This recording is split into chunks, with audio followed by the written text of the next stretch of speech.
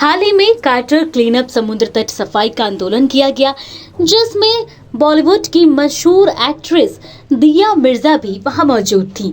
सबसे पहले आपको बता दें कि सप्ताह भर चलने वाले इस ऑपरेशन में कार्टर ने 36,000 किलोग्राम से अधिक मलबे को साफ किया गया, जिसके बाद जो मलबा लॉकडाउन के दौरान डंप किया जाता था, जो कि एनवायरनमेंट के लिए काफी हानिकारक था, उस मलबे को कलेक्ट कर मेट्रो वेस्ट हैंडलिंग को भेजा गया, जिसके बाद इसे बेंचों में कन्वर्ट किया गया। इस दौरान दिया मिर्जा भी वहां मौजूद थी। कई सारे बेंचेस बने, जहां पे दिया मिर्जा ने इस बेंचेस के लिए वहां रिबन काटा और उसके बाद वहां मौजूद मीडिया कर्मी से दिया मिर्जा ने बात किया। इस मौके पर क्या कुछ कहा दिया मिर्जा ने, और साथ ही प्रज्ञा कपूर ने भी इस इनॉग्रेशन को लेकर क्या कुछ कहा, आइए देखिए। Welcome to Carter road.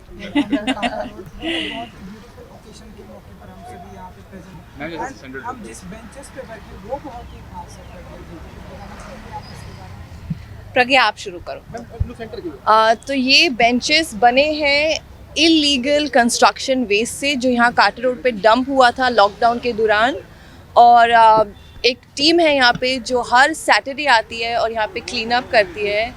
It's called the Carter Cleanup group, and they have been cleaning this beach for more than 75 weeks now. I think 75 weeks.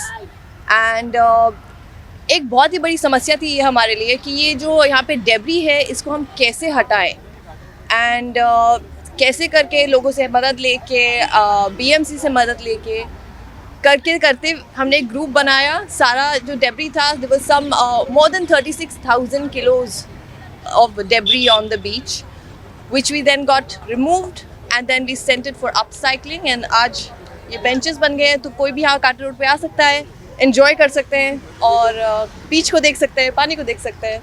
So yeah. मैं बहुत खुश हूँ आज, क्योंकि हम हमेशा इस बात को मानते हैं कि अगर हमें पर्यावरण की सुरक्षा करनी हो तो हर एक इंसान को आगे बढ़ना पड़ेगा, और हम सबके काम से, हम सबकी कॉन्शियसनेस से ही बदलाव आ सकता है। और जो कार्टर क्लीन अप पिछले 75 वीक से कर रही है, वो उसी बात का एक एग्जाम्पल है। और ये जो बेंचेस आज बनी हैं और यहाँ पर आई हैं, waste the metro waste handling company has made these benches out of debris waste that was collected here, illegal debris that was collected from here. 35,000 kilos of illegal debris waste was collected. We have still a lot of waste to collect, but ये एक उदाहरण है waste to value का, जहाँ पे हम अगर चाहे तो वेस्ट कलेक्ट करके उसका वैल्यू क्रिएट कर सकते हैं। It's a example of circular economy, it's an example of exemplary waste management, and it's an example of exemplary citizenship. इसे ही कहते हैं citizenship। जब हम जहाँ पर भी रहते हैं उस जगह का एक अपनापन हो, उस जगह को हम सुरक्षित रखें, साफ रखें और उस जगह की जो वैल्यू है उसे बढ़ाएं। ऐसे और भी कितने सारे बेंचेस और बनने वाले हैं? हाँ, होपफुली बनेंगी। I think this is a great start. We manage to make 5-6 benches. Hopefully we'll make many more, but hopefully it will also incentivize people and governments to use this as an example and replicate this model across the country.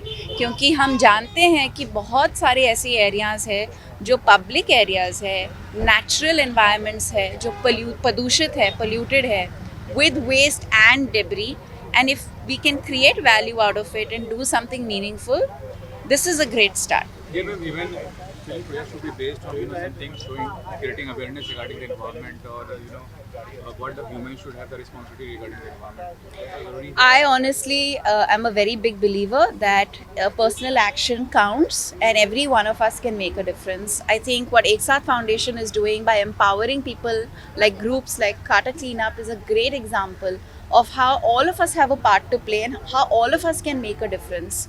I find a way to contribute whenever and however I can, and I think each one of us can do the same. आज आप यहाँ आए हैं, ये आपका contribution है, ये आपका सहयोग है।